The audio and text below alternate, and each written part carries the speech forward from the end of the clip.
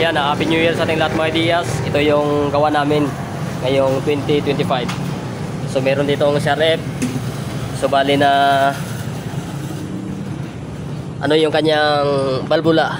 Ayan. At bali palitan na lang ng 65 na bore itong CRF na to. Ayan. Resulta ng New Year, putol yung dito sa valve lock. Ayan, yung intake.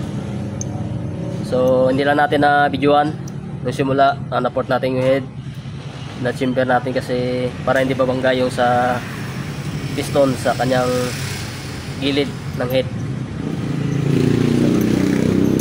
So yan kay Bano, overhaul. Ako ba yan, no? Rods and bearing. Connecting rods and bearing. Ipakita para mambal na kasi isla-islanta lang. Ito ang sira, oh. Pakita ko sa inyo baka yan. So overall. So linis time si Bano. Ayan, shout out kay Bano. Anay mo Rick.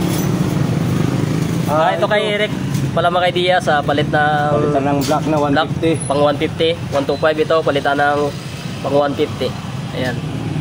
So tatlo lang kami dito. Ayan, shout out. So pandarin natin ito mamaya.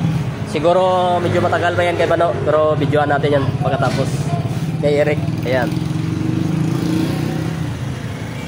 Kung gusto niyo mapagawa, dito na kayo sa punta kayo dito sa Samin Ford Motor Parts. Ayan.